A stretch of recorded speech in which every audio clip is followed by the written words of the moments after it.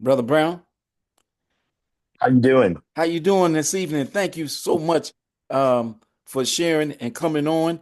My We're pleasure. delighted, and I want to, we don't operate by CP time, so I'm going to have um, Brother Julius Scott is going to open in prayer, and then we have how you to do an introduction, and then we'll proceed on with the questions for this evening. You have the questions, right?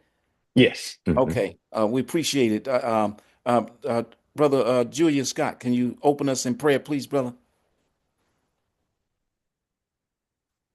Oh, that's right. I got to unmute him. Okay. Okay, let us bow our heads. Dear Heavenly Father, we want to once again thank you for the opportunity for us to gather together and do your will, dear Father. We know that you have called us as men to take the forefront in leadership in our communities, and we thank you for the opportunity to do so. In your word, you say that iron sharpens iron. And so I'm thankful for these brothers who are here today, dear Father, because I know that have helped me grow as a man. And dear Father, we just ask that everything we do be in your will. In Jesus' name we pray. Amen. Amen. Amen. Um, Brother, we're excited about having you here with the Voices of Organic Black Men. We are part of a national organization of men across the country, but those in our Georgia delegation will be the only ones that will be asking you the questions.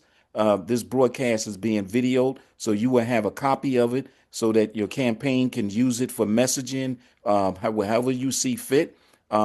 We are here to listen to those who are very concerned about the needs of black men here in the state of Georgia. And so you are our fourth candidate. As a matter of fact, it's four black men, and you are the fourth one to come on with us thus far. So we're very excited about that. So I want to just once again thank you. Would you you could take 3 minutes for an opening statement? But again, each one of our questions, the presenters will have a minute to ask you the question, and you have 3 minutes to respond to the question. But the floor is yours for now. Thank you. Oh, wait, whoa, I gotta, I thought, That's it. there you go. Yes, If sir. you're able to give me that capability, that'd be great. Well, how's everybody doing? Good to see everyone. My name is Olu Brown. Of course, I'm an African American man. I am a father. I am a husband. I'm a provider, and I am a protector. And I am running for governor of Georgia because I believe we can build a better Georgia together. For the last year and a half, I've been crisscrossing this state rather, from North Georgia to Metro to Middle to South and Coastal Georgia, hearing from women, hearing from men, hearing from young people, hearing from communities. So I am so excited to be here with you all tonight. For those who will watch this after we finish, thank you for this opportunity. And I look forward to your questions and I look forward to responding. Thank you. Our first question will come from Robert Hargrove. Brother Robert, can you introduce yourself and let Mr. Brown know what city you from in Georgia? Uh, Rev, grace and peace. As our leader stated, thank you so much for coming on, and we appreciate your thus far legacy in our community. Robert Hargrove, Camden County, St. Mary's, Georgia, aka The Bluff. My Thank you. question, yes, sir. My question is in regards to moral leadership and executive inclusion. We're all aware that Georgia has not been fair to Black men. Black men have been pacified with that watered down seat of being an advisor, but never given the opportunity to be empowered to sit at the seat of the executive to govern. And so, with your style of being a servant leader, we would like to know how would you transfer with that style of servant leadership? How would you transfer that into empowering organic Black men to sit at that seat of executive where they could govern and we could see Black men in a position of setting policy and pretty much not being a, well, just leave it at that. Well, thank you, Dr. Rob, and thank you for your question. I believe in organic Black male leadership. I am a Black male, and throughout my history and career as a professional, as a servant leader, as a faith leader, I've built hundreds of teams. I remember sitting in a Crackle Barrel in Fairburn, Georgia, with a former legislator here for the state of Georgia, dreaming about starting a scholarship team for the church that I was pastoring. And there, over breakfast, an African American man and I dreamt of a way to put young people through college, to put young people through whatever they decided to do after high school. And much of that support would go to young Black men. So I've got a history of building teams, in particular with those led by Black men. I want to say this specifically: what I would do as governor. I wouldn't just build an ordinary cabinet. I would be building a reflection of Georgia, in particular those of organic Black men. I specifically would establish the Governor's Council on Male Achievement with a direct line to the Georgia Opportunity Fund. I want organic leaders, in particular Black men leaders who are community organizers, small business owners, providers, leaders, folks who are doing the work currently. These would be the individuals around the table that who would have voice, I would listen to, and we would make sure to empower them to help run our agencies and not just give these opportunities to the political insiders that too often we see these jobs and roles going to. So I would directly empower organic men to be leaders here in our state. Well, that's a very powerful response. Brother Julius, will you unmute your phone and ask Brother Brown your question? Yes, sir. And state what city you're from, Brother Julius. Yes, sir. My name is Julius Scott. I'm from Conyers, Georgia, which is in Rockdale County. Yes. We want to talk about strengthening families and Black fatherhood. Black men are often absent, and I would say excluded from family policy discussions. What executive initiatives would you launch to strengthen Black fatherhood, mentorship, marriage, and male leadership, drawing from your pastoral experience while coordinating across health, education, workforce, and justice agencies? Well, thank you. First, I would be present as a leader. I think one of the greatest powers any leader has is the power of presence. And of course, as a Black male, one who is a husband, one who is a father, one who is a small business owner, one who is a faith leader, one who is a son, one who is an uncle and a brother, to consistently show up in every space as your next governor, embodying and being who I am as an authentic person.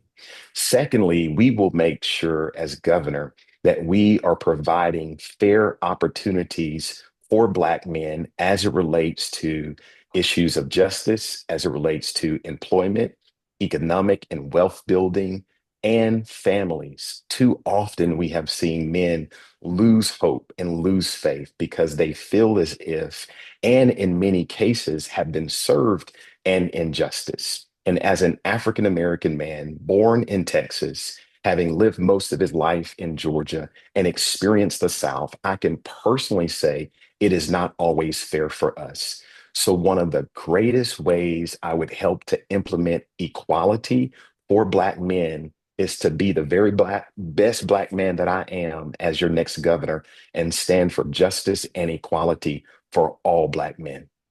I thank you for that response, because Black men in Georgia presently, I mean, one of the most great and powerful things, Brother Brown, that we're witnessing is that we have 4 Black men in this race. Yes. That has never been heard of in any state in this country. Yeah. And that goes to show the level of progression that Black men hold in Georgia, and in terms of to aspire for a higher office. And especially we talking about governorship here in the state Yes. of Georgia. Let's think about that for a second. We talk about in the state of Georgia that we now have 4 qualified Black men that are running for governor here in the state of Georgia at the same time. And so that's a very powerful message. So we value and we understand that Black men will determine the outcome of this election. That Black men will determine that, and we understand that value, and we see that you appreciate that value also. Brother Joe, Very much so. Brother Joe, I'm trying to unmute you. Yes, sir. Can you ask a question and state where you're from? Okay, Joe Chappelle. I am originally from Florida by way of New York. Came here to Atlanta 20 some odd years ago. Have a few businesses here in Atlanta and Rockdale County as well. My question is the context of it is regarding education and inspiration. Both of those do not alone close the wealth gap.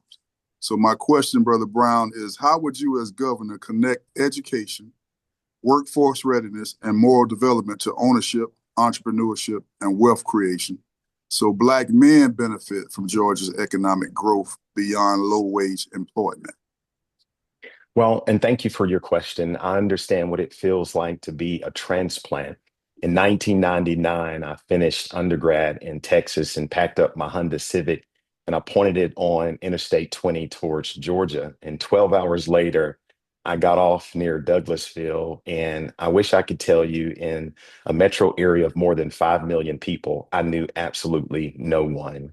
I had an aunt in Decatur by marriage, and I had a job interview at a local congregation. And I had faith in myself, faith in the people who raised me, in particular, those strong Black men. And now, 25 years later, I am running for governor of Georgia.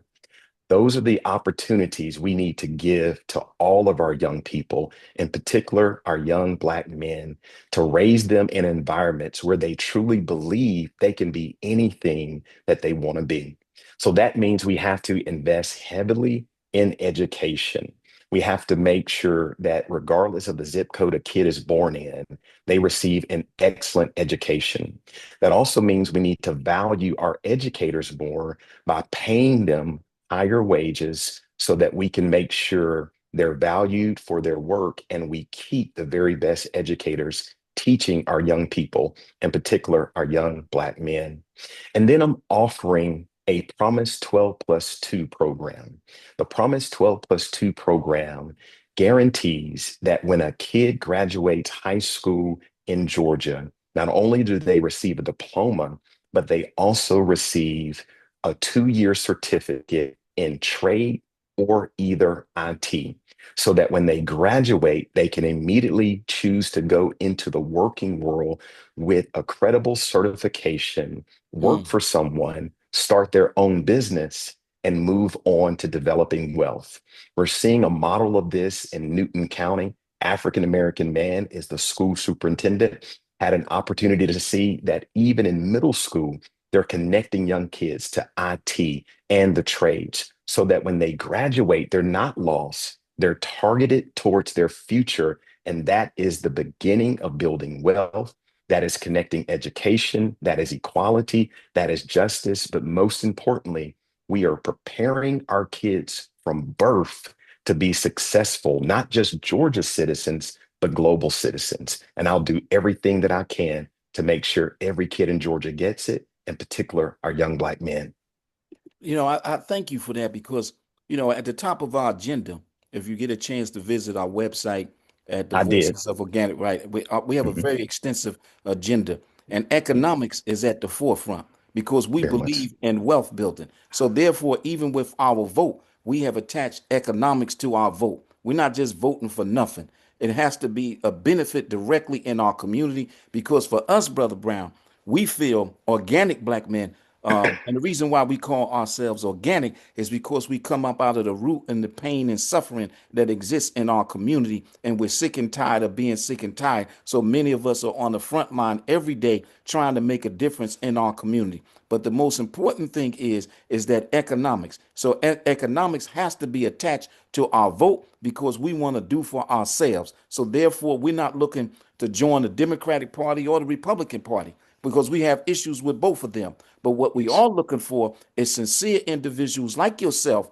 that is willing to develop an alliance with us so that therefore that alliance, then we can do something to better our communities and our families and et cetera. Brother Sammy is going to come now with his question. Brother Sammy, Pastor Sammy, can you introduce yourself and Praise the Lord. share with Brother Brown what city you from and your question? Yes, sir. Thank you. First of all, thank you for this privilege. Thank you. Pastor Brown is Pastor James, Augusta, Georgia, Yes. Destiny Worship Center Ministries. I haven't had the privilege to visit your church and what you're doing yet, but I thank you for just what you're stepping forth and standing in the gap. My question is, there's many black men feel alienated from state government and skeptical of political promises. The Mm. question, what specific executive actions in your first year would demonstrate integrity, accountability, and tangible outcomes, rebuilding trust with Black men who feel politically ignored or disillusioned? Well, thank you, Pastor. And I had a wonderful opportunity traveling through Augusta many times and stopping there. So thank you for being on. Yes, sir. My whole career has been built on character, honesty, accountability, and transparency. When I was a pastor, we would give a quarterly update to the congregation where we would share all of the numbers related to generosity, the numbers related to savings, the numbers related to community and economic development and volunteerism. And it was always easy to share those numbers when things were going well. But like any organization, there are some down seasons. Yes, But sir. we discovered true transparency and accountability is to share the truth even when it's not easy. So people who have known me since I've been in Atlanta, Georgia, and since I've been on this earth would always say that Olu is a person of character. Olu is a person of accountability, and Olu is a person of transparency. But Mhm. specifically, what would we do when we first get into the office of governor? We would launch the Fix It Georgia dashboard, where you will see exactly where state contracts go. And if Black businesses aren't getting their share of the revenue, the numbers will show it and we will fix it. I pass the Atlanta airport every single morning, and people tell me all the stories of Maynard Jackson and how he and others helped build the wealth of individuals, in particular African Americans here in the Southeast, by allowing them to participate in the development of the busiest airport in the world. As governor, we'll make sure everyone has a place at the table, and specifically organic Black men will be honest, will be accountable, will be transparent. And here's what I want every organic Black man to know: when we make a mistake, we'll admit it. And so they will be able to look at me as a leader and say, he gets it right. But even when he doesn't get it right, he still stands up and takes account for it. And I think that's what every organic Black man wants. Not a perfect man, but a man who is willing to admit, I got it right today, and then I didn't get it right the day before, but I am still leading not for you or in front of you, but we continue to lead together. That's powerful. Brother Stephen Muhammad, would you come with your question and state where you're from? Brother Stephen Muhammad.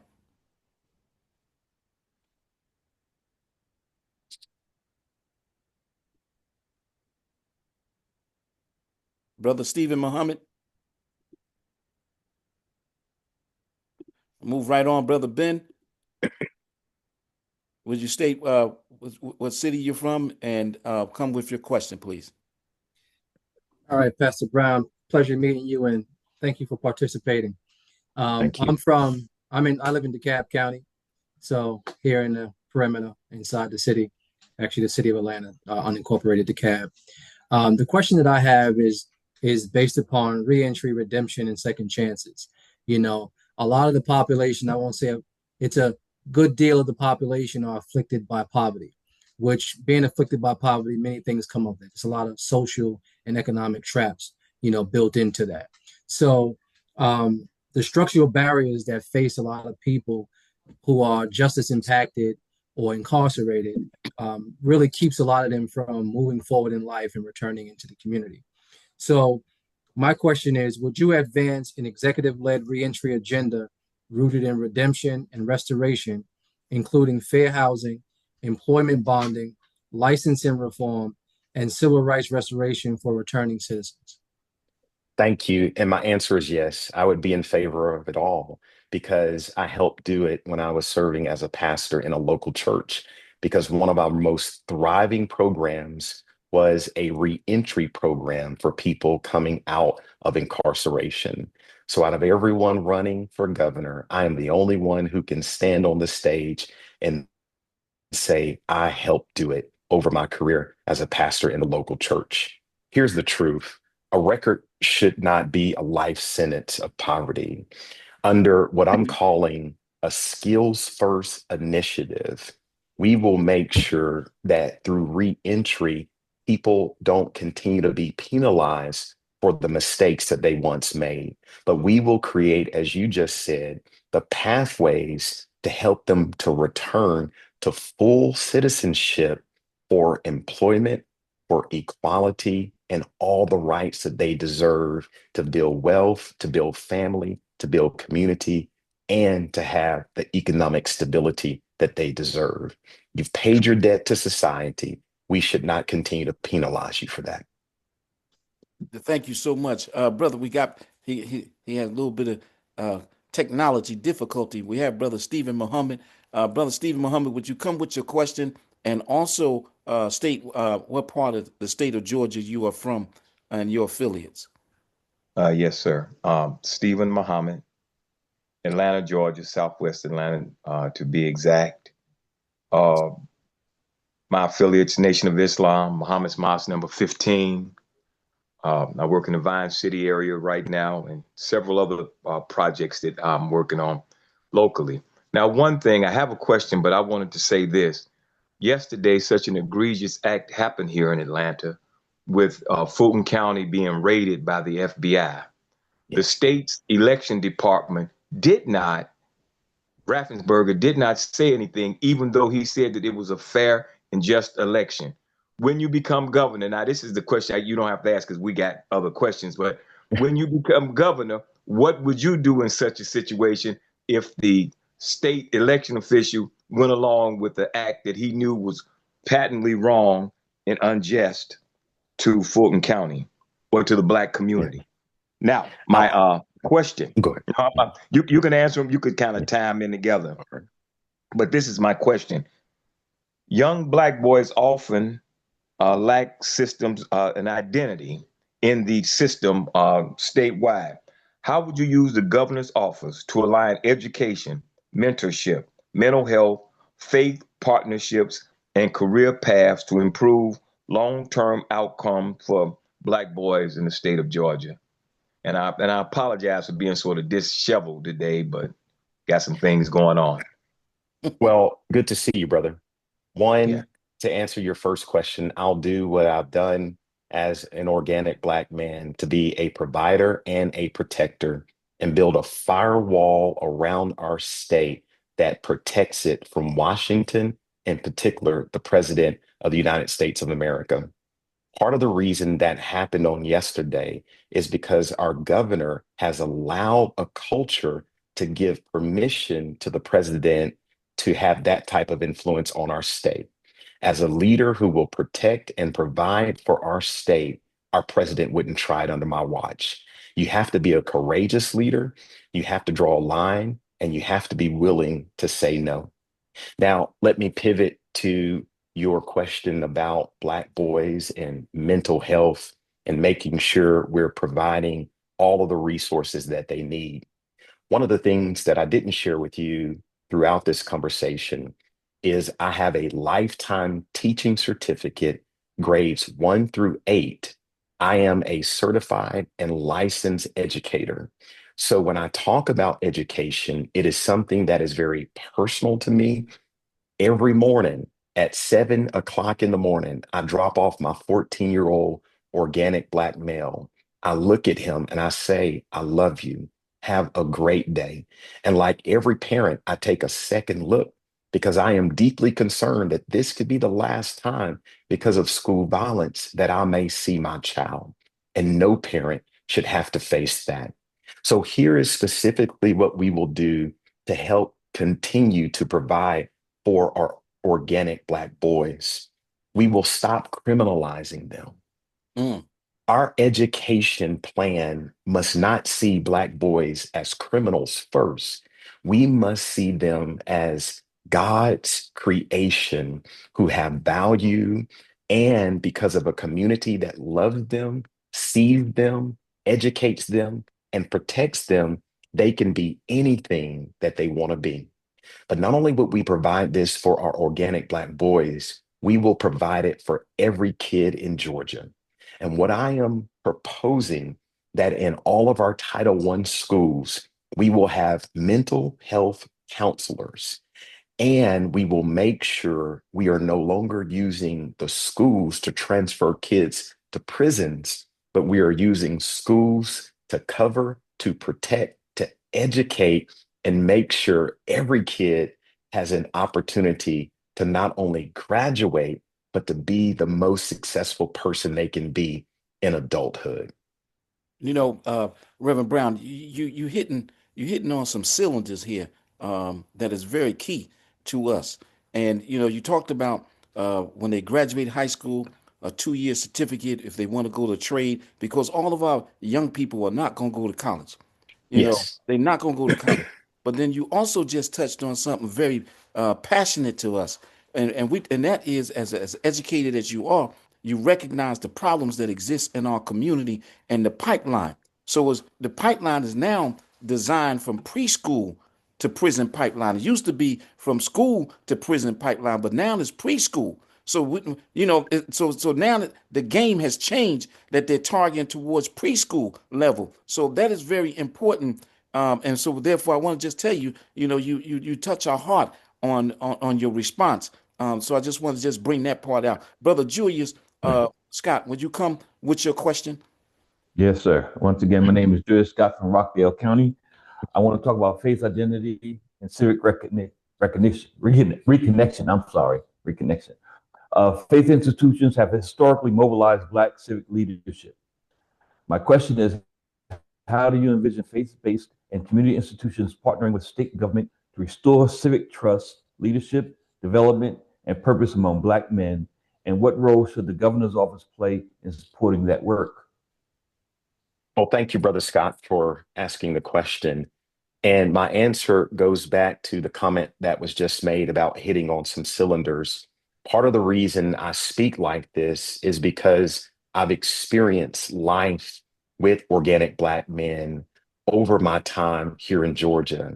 I've been to hospitals, I've been to classrooms, I've been to communities, I've been to prisons, I've been to jails, I've been to academic institutions. I've sat across the table with Black men in their homes. I've sat in their places of business, whether they were working for someone or entrepreneurs. And so I have heard their stories. And guess what? As an organic Black man, I have lived their stories.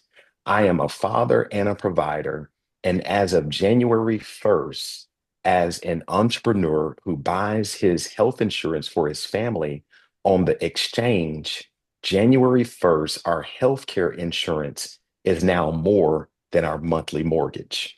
So when I talk about these issues that organic Black men are facing, I raise my hand because I am them. I am with them.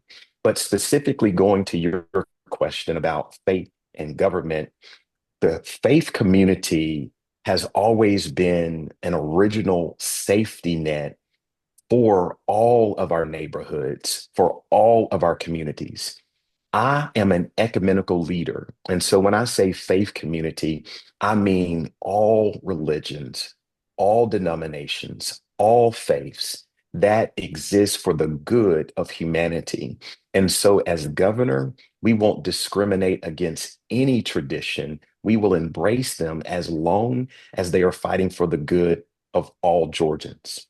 As a pastor, I know what it felt like to partner with the community, to partner with the city, to partner with the county. And I will continue to do that as governor. My administration will cut the red tape and we will fund faith based organizations as service delivery partners, empowering them to handle housing, counseling, and mentorship needs in communities throughout our state. I'm not asking faith communities to be the state, but I'm asking the state to respect the faith communities. And we have missed out on a huge opportunity of not partnering with our faith community. But day one, we'll bring leaders together, just like we have on Zoom tonight, and we'll begin to make that plan become a reality. We appreciate this. You got to remember, Brother Brown.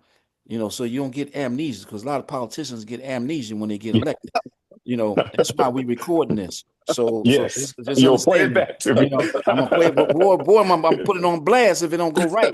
I mean, that's for sure. That's for So certain. he said. Yeah. We gonna make it clear. We ain't gonna edit nothing. We gonna put the full clip there. That's So it. our questions are calculated for a reason. Brother Sammy, would you come with your question, please? First of all, Pastor Brown, this is Pastor James, Destiny Worship Center, Augusta. Yes. I believe the words that you are saying, mighty man of the cloth. I believe you. The question is, first of all, there's no blueprint for this.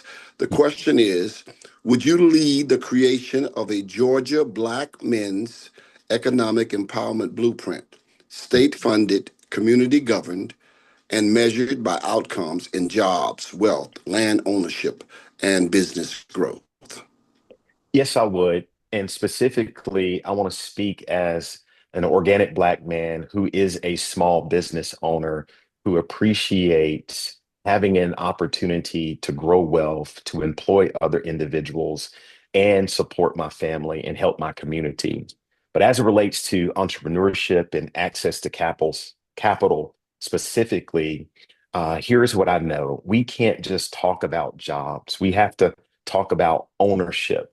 And so I am proposing a generational wealth compact that will specifically address the needs of organic Black men as a blueprint. We would launch what we call the Solopreneur Starter Kit, where LLCs are only $1 to launch. So there's no barrier. And we would also work to make sure that through the Georgia Opportunity Fund, we provide capital to those who don't have rich uncles, rich aunts, and need capital to make their dream come true. As a small business owner now, I've discovered that having access to capital, other technical resources, upskilling, and all of those things in a place and space of entrepreneurship or an existing business to help scale it to the next level so that that business doesn't die with this generation, but the next generation can inherit not only the wealth, but can also inherit the business.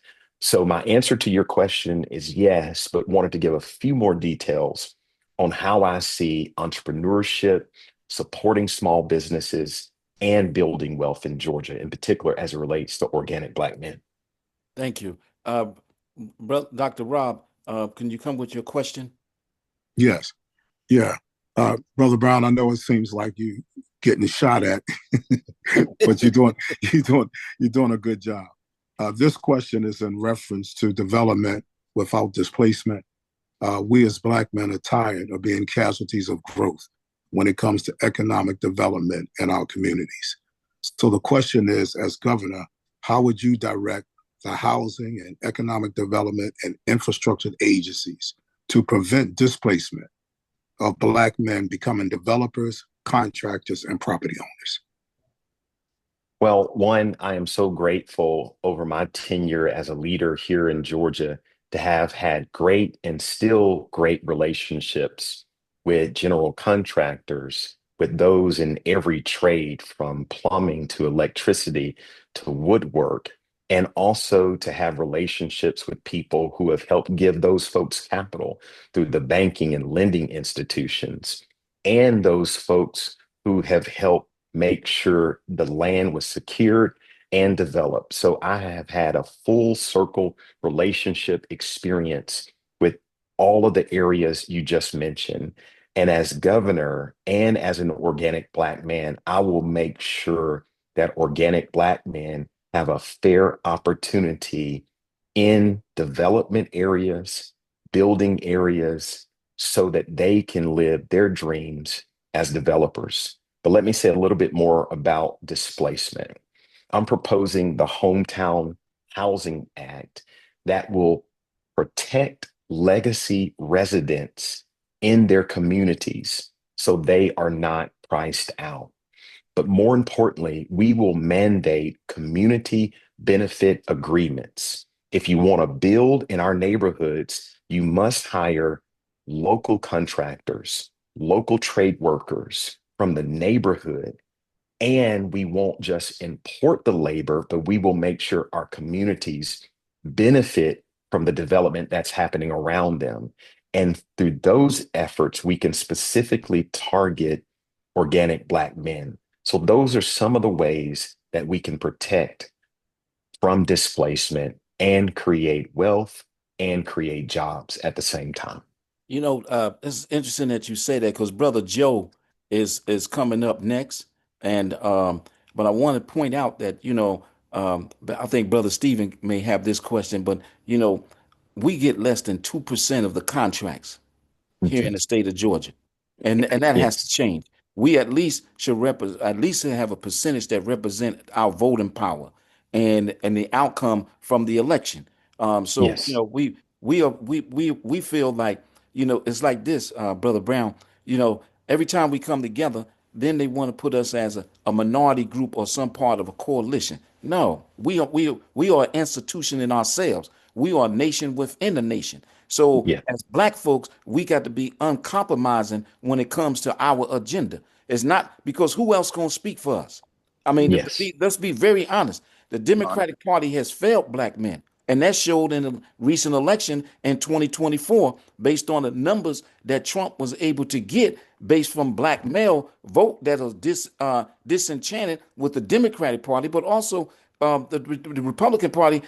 I mean, they just totally ignore us for the most part. So, we feel like this, and we have no one else to speak for us but us. I mean, listen, I mean, the Jewish community gonna speak for the Jewish community. Asian community gonna speak for themselves.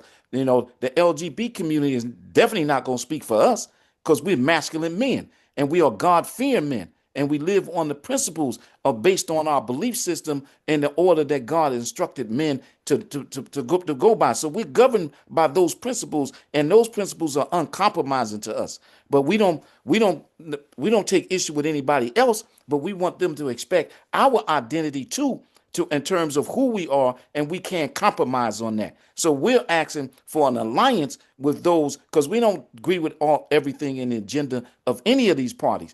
Only agenda that we can agree with is the God of our understanding, and we are men of faith. And we're going to stand by those principles. So I wanted to share that with you so that you understand that we're looking to build wealth and we're looking to be productive individuals in our community and in society. But we need to be respected for who we are and not pushed to the side or what have you. So, Brother Joe, can you come with your question, please? Yes, sir, big brother. Brother Brown, executive leadership on the state level and as well as the national level requires fiscal stewardship and accountability. I like to say in my industry, we call that full disclosure, full transparency. My question is, what measurable benchmarks, public scorecards, and performance standards would you require across state agencies to ensure taxpayer dollars translate into real gains for Black men in an effort to lead their families? Well, thank you for your question. And it goes back to one of my responses earlier by launching the Fix It Georgia dashboard, where it's open accountability and open transparency for every agency, every department in the state of Georgia, where people with one click get immediate insight and immediate intel on expenditures for the departments in our state, who the money is going through, who the money is going to, who has been awarded the contracts, and as it relates to the equity in the business that is done in the state of Georgia. And as a governor who not only is an acting governor with courage, but a governor who listens and a governor who is concerned, I want you to always know that if there is a concern that is lifted about equity for organic Black men, you always have a listening ear with me.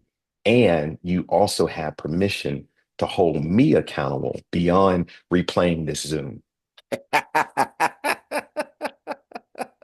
That's a nice touch to it. Brother Brown, I see, as the young folks say, I see you got some good sauce you carrying with you. So Brother Ben, would you come with your question, please? You already answered one of the questions, and that's regarding property taxes, Yeah. because you just mentioned that in terms of what you would do to address the issue with property taxes, because that's a big issue. One of the things with that was, however, is that recently Georgians voted last, I think it was in November, where they voted for the restriction on the increase in property taxes, that it will be restricted to the level of inflation.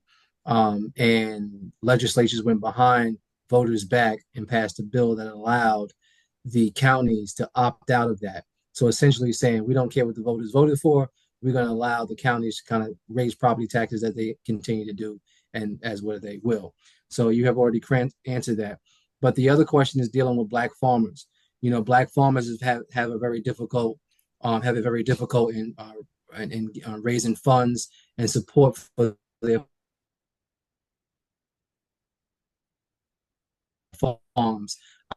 I met quite a few black farmers talking about how the land has been taken from them and also how resources is not given to them for chicken farmers and other farmers. So, based upon the issues facing black farmers, land retention, and moral equity, um, my question is, as governor, how would you direct the Department of Agriculture and allied agencies to protect black land ownership, expand procurement access, and repair historic inequities faced by black farmers? Well, thank you for your question. I want to answer two different ways. Secondly, about Black farmers, but first, I want to go back to property taxes and how, in some communities, it's creating gentrification and pricing people out of their communities and totally changing the dynamic of neighborhoods. Here's what I believe: you shouldn't be taxed out of your house. And this speaks directly to our senior organic Black men. And we're seeing this quite often where our seniors can't afford to remain in the home they lived in for decades. And so I am proposing that we implement the legacy residence tax freeze program, meaning if you are a senior who has lived in your home for 20 plus years, your property tax will not triple just because a luxury condo is built next to you. So I want you to know that I'm looking at communities, I'm looking at neighborhoods, and we're going to protect landowners in our communities, in particular, those who are our seniors. Now, let me say a word about our farmers. I have had a wonderful opportunity to travel this state, in particular places like Middle and South Georgia, and taught with farming communities and agricultural communities. I grew up in a farming and agricultural community. So here's what I want you to know. As governor, you have someone who respects agriculture. You have someone who respects land ownership. I had a wonderful opportunity being right outside of Dublin, Georgia. African American family own more than 3,000 acres. They host twice a year a trail ride. As far as you can see, horses and three-wheelers and four-wheelers and campers and trailers. And it was predominantly African American people on African American owned land. So I want you to know I value land ownership, I value agriculture, and I value farming communities. So I will push our Department of Agriculture to have full transparency about the history and the treatment of Black farmers in Georgia. We will not rewrite history. We will address every historic complaint. We will address every historic injustice, and we will make them right for the families. And in making the history right, we will prepare a plan that is equitable for their future to make sure whatever they deserve to receive from the federal government and whatever they deserve to receive from the state government, that they receive it 100%.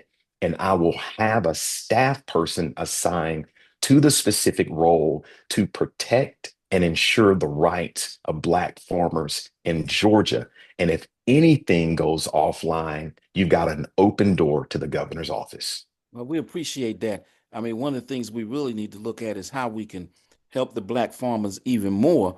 Um, so that one of the things is that our kids are in school and they receive breakfast and lunch, and we need to look at some of that diet and see how we can bring some of the products from directly from the farms right into the school system to our children and to their families. I think that's one of the things that we have to really assess. Brother Julius Scott, can you please come with your question, brother? Yes, sir.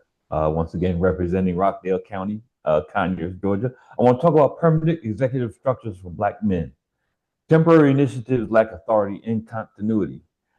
Would you establish a permanent governor-appointed office of commission for Black men's advancement with a dedicated budget and cross-agency authority to drive outcomes statewide? So my answer to that is yes. And I addressed it a little earlier when I mentioned developing the Governor's Council on Male Achievement, which would specifically address the needs of organic Black men so that they have voice, they have a space and place, and they have the justice and the rights that they deserve. So my answer to that is yes. And let me go back to the question about farmers. The other opportunity we would make sure through the Department of Agriculture is that our Black farmers are receiving the latest technology, the latest intel on crop diversity, the latest resources on things such as fertilization and irrigation, and making sure that from our university systems and college institutions that focus on agriculture, they have a hotline to the resources in the academic institutions Mm. that can directly impact their land, what they grow, and how they create revenue, not only for this generation, but for future generations. So hopefully that answers more on farmers, but also speaks more to appointments and making sure organic Black men have place and space here in our government in the state of Georgia. Thank you. Brother Stephen Muhammad. Brother Stephen Muhammad. Yes, sir. Yes, sir. Brother Emmanuel, Yes. I'm back with you. Would you come Okay. with your question? Yes, sir. Yeah, my question deals with contracts and policies, and I'll get into specifics of it. But I wanted to add a caveat to that. I was here Just during just to Maynard be Jackson. mindful, Brother Brown, Brother Stephen is one of our elders, so he always have an addition to add to a question, and All those right. questions, and so I don't want you to think that we bamboozling you That we because ambushing you, right? Not ambushing. let me handle this, Brother Steve, because I need to say this, because of the simple fact that we gave you the questions and we told you Yes. these are the questions that was going to be asked. So I don't want Yes. you to think that we sidebutting you, but we humble to our elders. And so brother Stephen is one of our elders that we honor and love. So he always have a little extra twist that he want to add. So just to let you know. Go Oh, ahead, Yes. thank brother you. Stephen. I'm glad that you gave that little excerpt to kind of tie into it. One of the things is that Maynard Jackson, I saw his first term and I saw him when he left after his first term. He did a lot for Black people. He challenged the system. And you going into the governor's office, you would be challenging a system that's been in existence for hundreds of years. And it's going to be very difficult to change that system. So that's why our questions are all prefaced to Black man this, Black man that, because that's what it's going to be. It's going to be a real deep challenge. And when he left office, they still wanted to put their foot up his backside because of things he did, especially with that airport, which is the largest economic generator in the Southeast. I saw these things come into play. So now, with that being said, we're looking at a Black Men's Advisory Council that would help your office with real authority over policy reviews, contracts, grants, and implementing programs across the state, which I know would be controversial and difficult based on the history of this state. So that's why I prefaced it with Maynard Jackson and what went on with him. And so, what would be your feeling in your office response to that question on how you would make that happen to help Black men throughout the state of Georgia for contracts, money? because we know that the leading Republican contender has said that he's taking that airport. And I'll leave it there. Well, thank you. My response to that would be the best leaders seek the best wisdom. And having groups like Organic Black Men be a source of wisdom is one of the wisest things that I can do as your next governor. When I look at my success professionally, part of it is attributed to wise counsel from individuals who had insight, who had expertise and wisdom in particular sectors of society.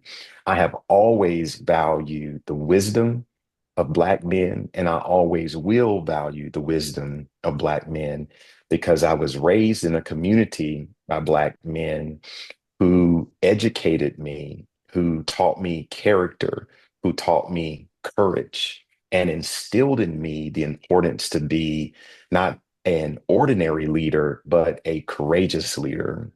A quick story, my grandfather, I have his middle name. My middle name is Wesley, and it's after his father, my great grandfather. And he was a small business owner. He had a dry cleaners, Tatum Cleaners. And so I followed into entrepreneurship as a teenager, and I had a lawn cutting business. And I bid it for a contract that was a little bit bigger than I should have. The grass was a little bit too tall, but it was an older gentleman who owned the property. And halfway through it, my lawnmower cut out.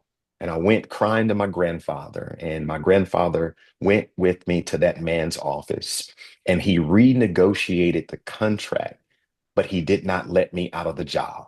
I went back in the hot heat of Texas and I finished the job.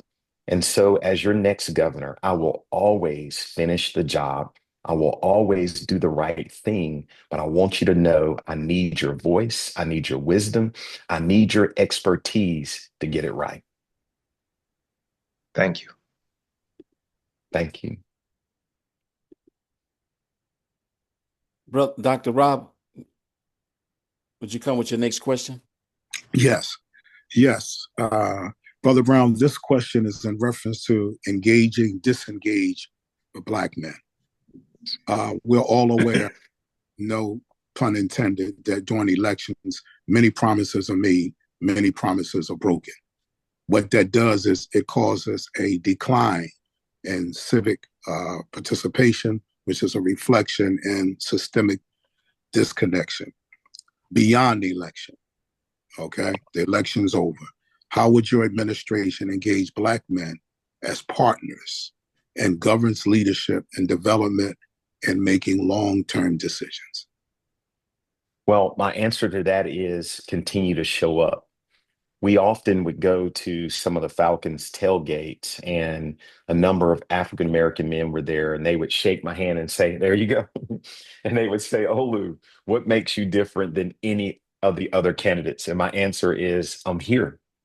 As governor, you won't have to come to the Gold Dome to see me. I'll meet you in Conyers. I'll meet you in Augusta.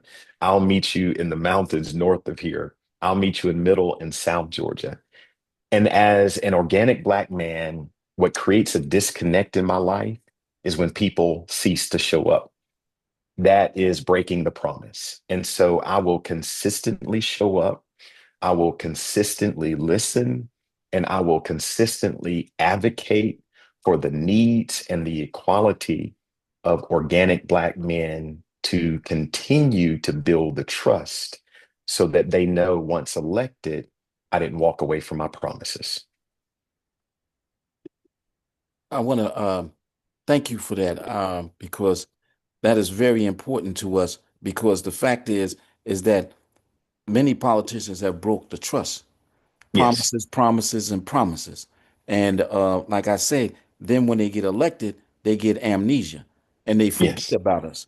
Um, and so that is a very challenge for us today, for in our community as a whole to really believe and trust in the politics. I mean, we come out in national elections, but local elections we sort of drift off because I don't know because and don't realize that all politics is really local, It's and local. that's it's local, and so therefore to us it becomes frustrating because of our local leadership that really don't engage us but they pay to the interests of lobbyists. They pay to the interests of special interest groups or PACs that may have supported their candidacy or certain issues on their platform, and they made those promises, and then they no longer have anything when it comes to our community, and particularly, and then black men in particularly is at the low end of the totem pole, at the bottom of the totem pole, and now the immigrants is even in front of us and our needs, and we can't have that. I mean,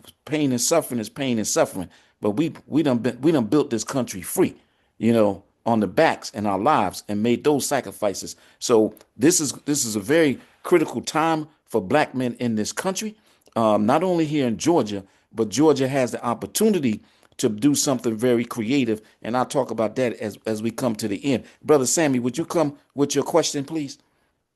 Uh, I've, um, I've asked both of my questions that you've given me already, sir. Oh, okay. Oh, Sammy, I didn't know I And went I didn't know one I went other, past you like that, yeah. brother. I didn't No, know I And no, went. one sir. other, before we end, I also wanted to share something from my No, we're not screen. ended yet. We got a Uh, few more. We okay. got a few more. Oh, If, yes, sir. if if there's some time for that to share something from my screen, but just Oh, want to yes, let you know. yes. You can do that part of your closing. Is that good? Okay, thank you. Okay. That'll be Yes, perfect. yes, sir. Thank you. Yes, sir. Brother Sammy, I thank you. Just brother Ben, can you ask your question? I already asked it. We've been moving along. Whoa, brothers, we've been on point, huh? Y'all outdoing yourselves tonight. Hold on one second. Who else I got? Who else I got? Um,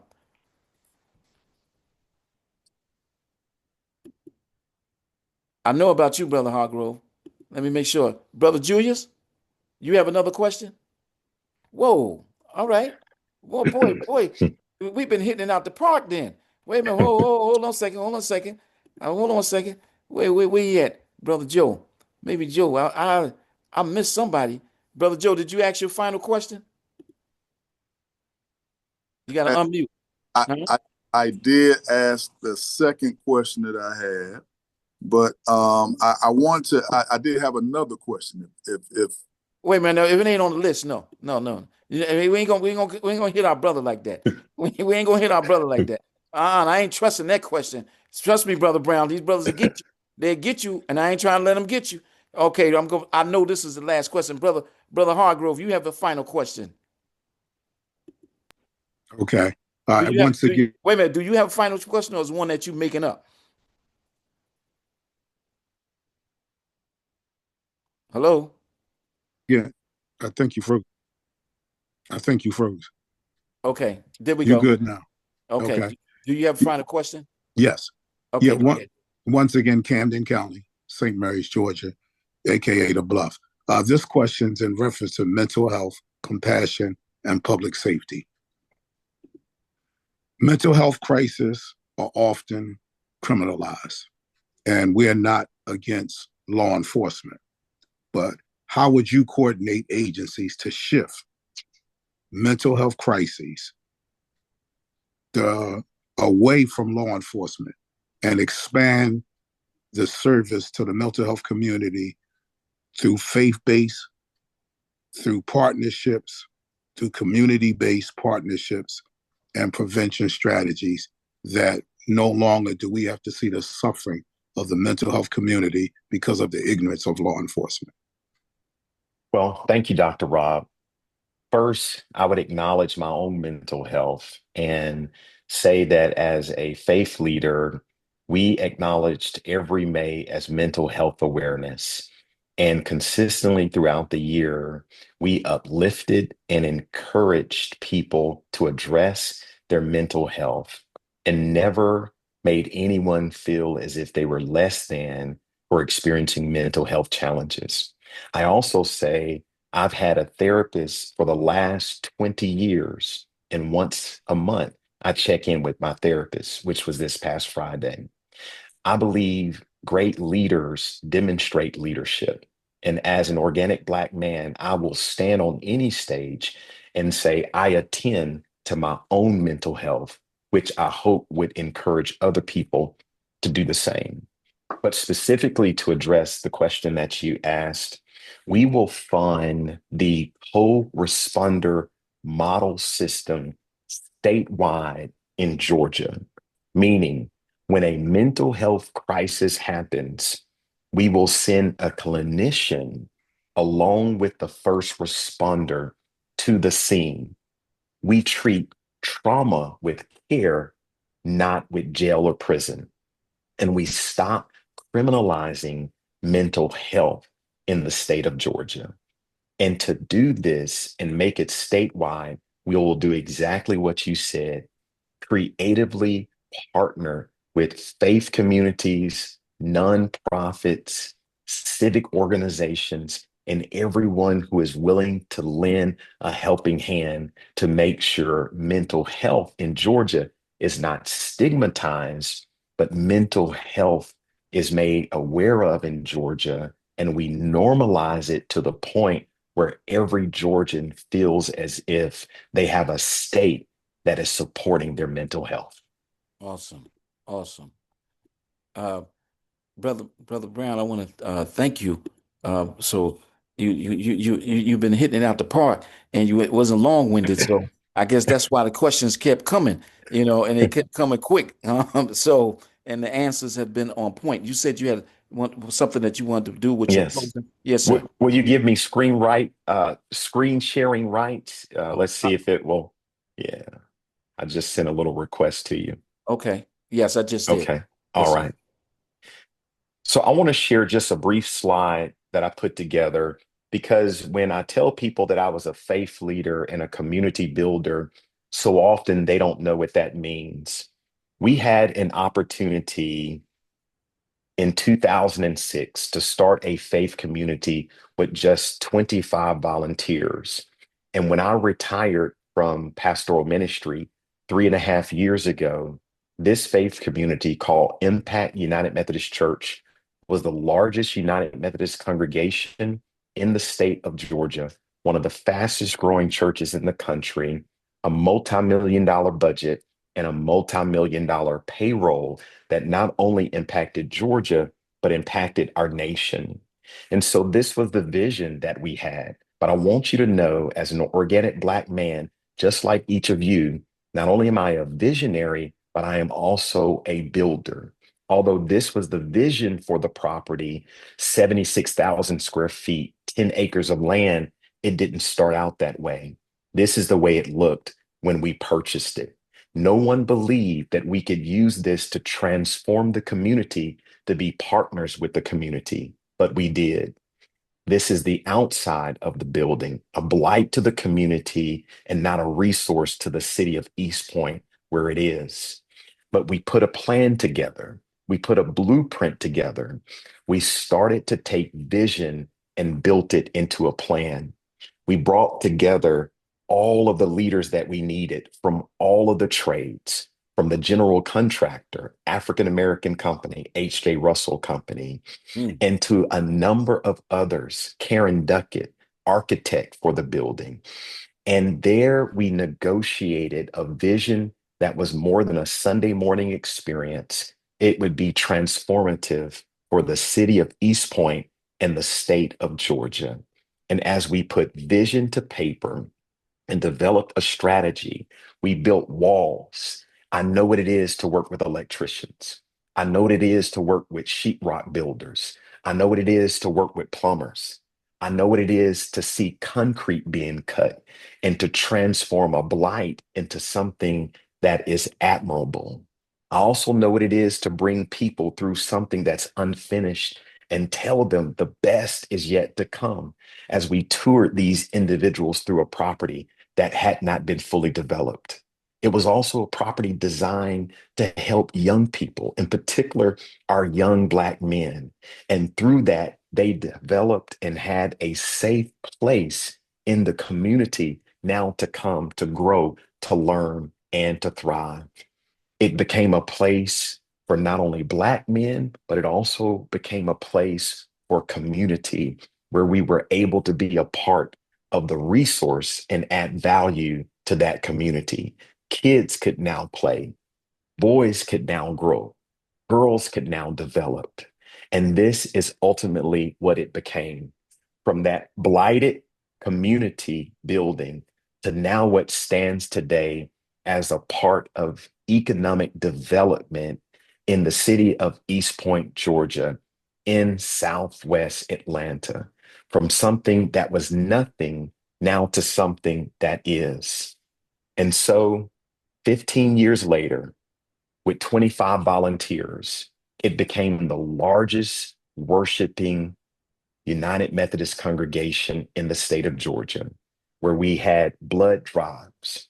We helped people get certificates in the trades. We partnered with United Way. We partnered with the mental health community.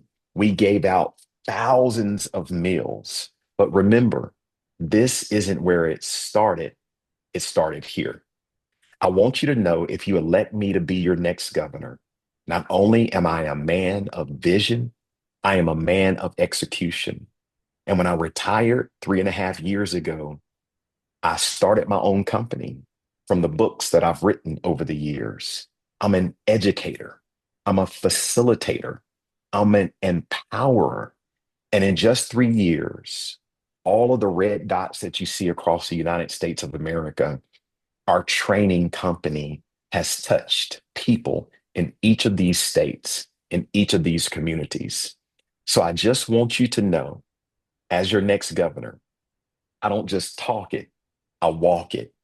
And my history and my resume will prove that I get results, I build teams, I empower people. And most importantly, I want you to know, as organic Black men, I would not be where I am today if it wasn't for men just like you. Thank you so much for this opportunity. My name is Olu Brown, and I want to be your next governor. Man, I want to give you a round of applause, brother. That's some great work. I mean, it's just amazing. You have been an amazing guest tonight. Very impressive. And I know that, like I said, we're going to share this video with your team, so that you will have it for future presentations throughout the campaign. The election is only in 3 months that we will select, and I'm going to be very honest with you, because you seem to be a very honest and genuine human being. You know, we got 4 black men in this race. That's going to split up the vote among black men. And so I want to put it out there because, you know, we want a black man to become governor. You know, that we would love to be that. We would love to have one of our own. Um, and of course, also we have our sister, and she's due to come on here, uh, Keisha Lance Bottoms. But the point I'm going to make is that you got 4 black men in the race, and the vote is going to get split among black men from black men because you brothers are very impressive. And so at some point, somebody has to be uh, like the elder we have among us, brother Stephen Muhammad. He looks young, but he's not older than he look. But the thing is that we got to have some wisdom, you know, in this hour. So I'm putting that out there because we discussing it among ourselves. You brothers are making it very challenging for us because you all are so impressive. You all, I mean, you all are very impressive men. And we're very proud of you. But we can't split up the vote. If we split up the vote, then, you know, then these other people want us to split up the vote. But brother Stephen, I tell you, we're about unifying the black man here in Georgia. That's right. You know, we're about the unity. And so, you know, we ain't about no egos. We ain't about no, you know, people titles and this, that, and other. We're gonna judge you by your heart and by your deed, you know, and your work speaks for you, brother Brown. Your work speaks for you. And I mean, I'm just telling you that's amazing to accomplish that in such a short period of time and whatnot. And then for you to have the ability and desire to seek higher office of service, not only just to black men, but to all humanity and people of all faith and all walks of life, good people. And so I just want to put that out there. Brother Stephen, could you close us out in prayer? I'm very and we'll be in touch. Thank you. So Thank so you for the opportunity. the person who been emailing me, they didn't put no phone number. So if they can Okay. send me the phone number and contact so we can talk even further on this subject. Yes. But we're very proud of you. And we're very thankful that you gave us this time today to be on the broadcast. And we look forward because we got the other candidates that's going to be coming, they're coming on. We've been working out their dates. But I just want to tell you this, man. That's one of the concerns with these four powerful and distinguished young men that's running for governor. I mean, we the brothers want to see if we can come together and unite for the sake of our people and the sake of our community. Brother Steve, can you close us out in prayer, please? Yes, sir. Thank you. And thank you so much, Pastor, for your Thank you. great work and your great presentation tonight. Because Thank you. we feel that men of God are more important than politicians. Yes. And if you believe in God and you fear God and you fear God alone, and that's at the top of your list, then we know you will always do the right thing. And that's what we look at is who is going to do the right thing for the people of Georgia. Let us bow our heads and pray. I'll start off in Arabic, then I'll go into English. Bismillah ar-Rahman ar-Rahim. Alhamdulillah Rabbil Alameen. Ar-Rahman ar-Rahim. Maliki Yawmiddin. O Allah, we beseech thy help and we ask thy mercy. We believe in thee and trust in thee for all that we need. We're helpers in the cause with all of your apostles and righteous servants. Please grant us success and bless us the ability to see and have the insight into these great men who've come before us these last four sessions, and that we can see into them.